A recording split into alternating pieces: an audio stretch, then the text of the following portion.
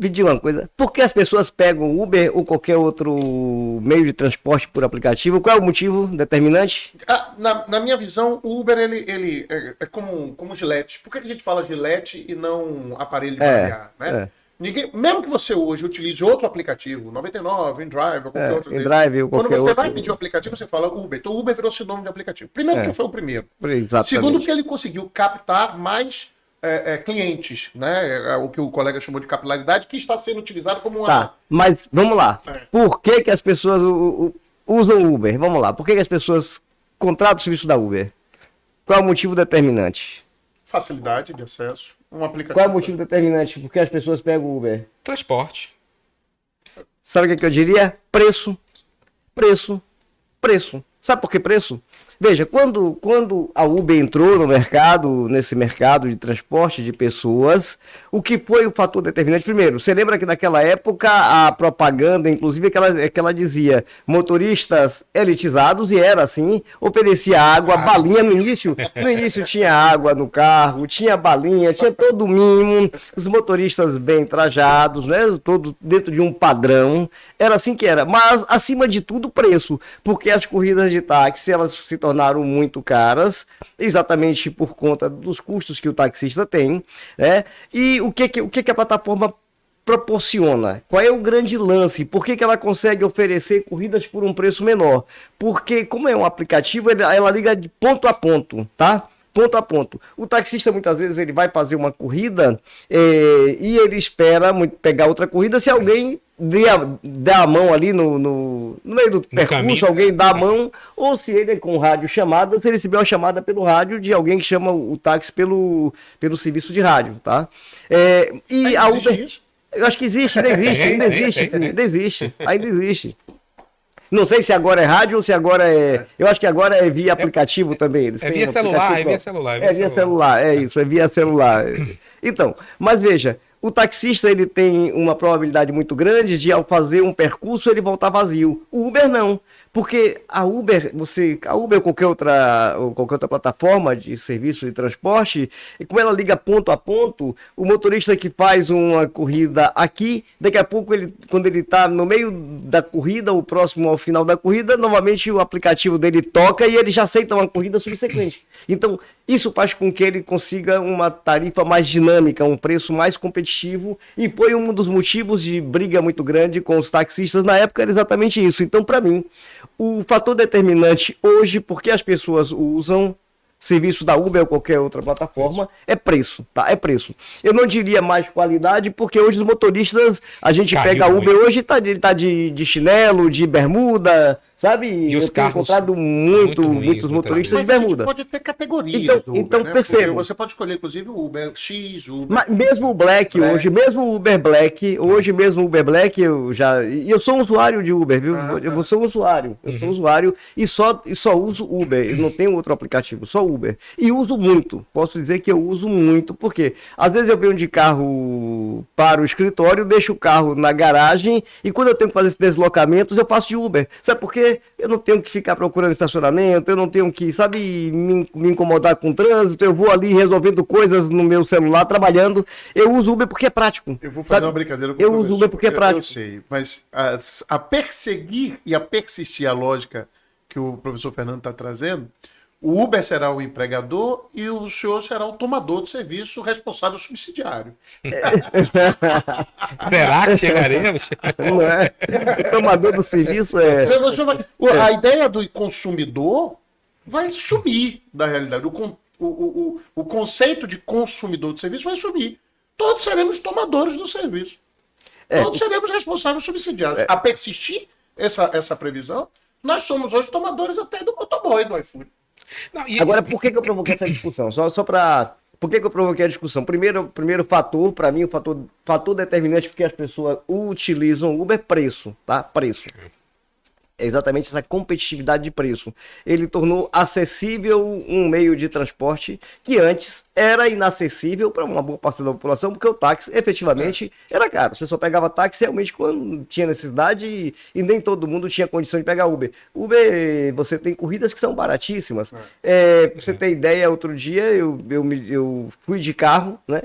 a um prédio aqui próximo do meu, fui de carro, eu estacionei o carro lá, paguei R$ 30, eu demorei um pouco, paguei R$ 35 reais de estacionamento. Foi R$ 35 de estacionamento que eu paguei. Aí eu precisei de novo, como eu falei que eu uso muito Uber, porque eu vou, sabe, eu não tenho que pegar carro, deixo o carro na garagem, chamo Uber, e para mim é prático, mesmo Uber Black. E eu paguei R$ 11 para ir, acho que R$ 12 para voltar, ou seja, eu paguei R$ 23, muito menos do que eu pagaria. E você não considerou nenhum combustível utilizado. Muito menos do que eu pagaria no estacionamento. Você vir mais confortável.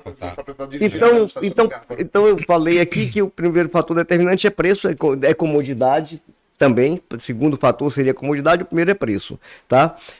A gente tem algumas premissas aqui a trabalhar. Eu ouvi a opinião dos dois. Eu ouvi a opinião de Jarlene, eu ouvi a opinião de meu colega, meu querido colega aqui, Fernando, tá? Então, assim, a gente tem algumas premissas para trabalhar, que eu vou colocar aqui. Quem defende, por exemplo, que é vínculo empregatício, que o motorista da Uber, ele tem vínculo empregatício, é o seguinte, ó, mas não é o motorista quem define o preço da corrida, é um primeiro argumento, tá? Não é o motorista que define o preço da corrida. Segundo argumento, o motorista, quando ele não cumpre determinadas regras, ele é desligado do aplicativo, ele sofre sanções, tá? Aí se diz que, quando se fala, porque a gente sabe que para que haja relação de emprego é preciso o preenchimento daquilo que está previsto na CLT, lá no artigo 3º da CLT, né? Serviço, trabalho prestado por conta de outra pessoa, né? Trabalho oneroso, ele tem que haver uma contraprestação pecuniária pelo serviço prestado, onerosidade, subordinação, que é o elemento mais marcante da relação de emprego, é a subordinação. Então quem defende o seguinte, mas há uma subordinação ao algoritmo.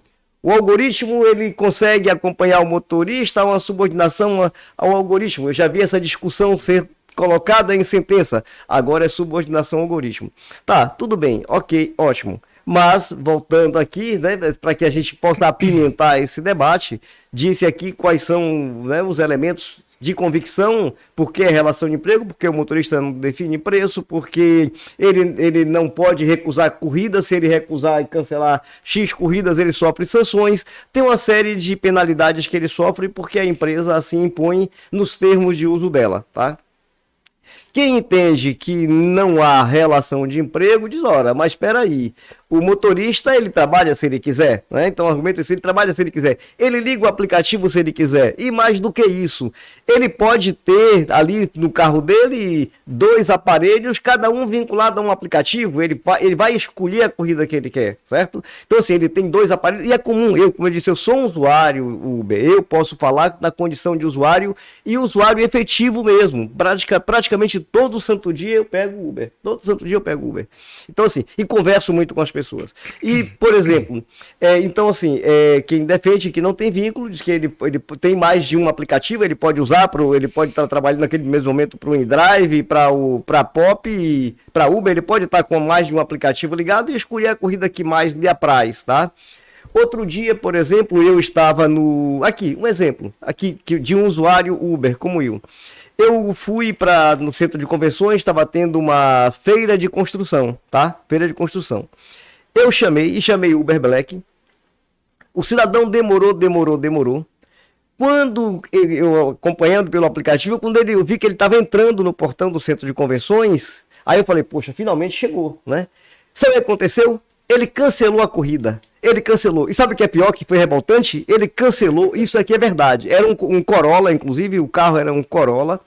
Aí ele cancelou a corrida comigo e ele continuou, parou um pouco à frente de onde eu estava. Esperando aumentar. Não, escute, ele parou um pouco à frente de onde eu estava e tinha um pessoal com a mala, ou seja, surgiu uma corrida possivelmente para o aeroporto, ele viu que aquela corrida era mais vantajosa, ele cancelou a minha corrida e na minha frente ele assumiu outra corrida. Aquilo foi revoltante, aquilo foi simplesmente revoltante, porque você sabe aquela vontade que você tem de ir lá e dizer assim, peraí, cara, eu não fui porque, né, não valia a pena, mas foi uma coisa revoltante. Eu tive que chamar chamar outro Uber, esperar outro tempo, que finalmente o segundo veio, e então ele me trouxe de volta para o escritório. Como eu te falei, que esses deslocamentos aqui do escritório para algum lugar, eu uso o Uber e deixo o carro na garagem. Então perceba o seguinte, esse motorista teve a autonomia, a liberdade de cancelar a minha corrida, correto? Ele cancelou por quê? Porque surgiu uma mais vantajosa para ele. Não sei se foi pela própria Uber ou se foi outro aplicativo, de repente chamou no outro aplicativo dele. Eu tenho outro detalhe, eu converso muito com as pessoas. Eu já peguei Uber que o rapaz disse o seguinte, ó, todo dia quando eu vou pro trabalho, tô indo pro trabalho, eu ligo o aplicativo no meu percurso, eu sou empregado, eu ligo o aplicativo no meu percurso, tá? De casa para o trabalho, porque eu saio mais cedo e vai surgindo corridas, eu tiro o dinheiro do meu combustível e faço a mesma coisa na volta, ok? Pronto. Já peguei três motoristas de Uber que eu peguei, eram enfermeiros que dão plantão e tem um dia de folga. Então, nos dias de folga, ele usava o aplicativo como complemento de renda, certo? Já peguei Uber que o motorista era policial, fazendo uma complementação de renda, dirigindo Uber. Então, muitos aposentados. Então, tem gente que não trabalha exclusivamente com a Uber, tá? Tem gente que trabalha, usa Uber como um complemento de renda. Tem gente que não, que vive de Uber ou de outro aplicativo. Estou colocando essas questões aqui para o debate, tá? E para que a gente possa realmente trazer isso para um contexto de pensar o todo, tá? De pensar o todo. Então, quando a gente, do ponto de vista do motorista, com vários que eu conversei, eu venho conversando com vários, digo, você é favorável ao reconhecimento de vínculo empregatício com a Uber? De todos os que eu conversei até hoje, não teve nenhum que disse que era favorável. Sinceramente, até hoje não teve nenhum que disse que era favorável. Então você tem que ouvir quem é o destinatário, certo? Veja, eu quero dizer aqui o seguinte, eu não estou aqui me posicionando se sou a favor ou contra. Estou trazendo aqui para o debate, tá? Estou trazendo para o debate essas questões que a gente tem que pensar. Em um lado e no outro lado. Tem um outro aspecto também. Vocês sabem muito bem que agora existe um grupo de trabalho, né? Um grupo de trabalho eleito aí, já tem um tempo que eles estão trabalhando. O governo quer regular a relação de motoristas e entregadores por aplicativo, tá? Existe um grupo de trabalho, esse grupo de trabalho é composto por 45 pessoas, sendo 15 pessoas que representam os aplicativos, 15 pessoas representam os motoristas, né, sejam entregadores ou motoristas de transporte de pessoas, ou mesmo tem pessoal de bicicleta, de moto, etc. Então, assim, são pessoas que representam os prestadores de serviço dos aplicativos, tá? E tem 15 pessoas do governo, são 45 pessoas. O que é que se busca? Se busca regular essa relação. E as empresas, essas plataformas, elas têm dito que acham legal que se regule.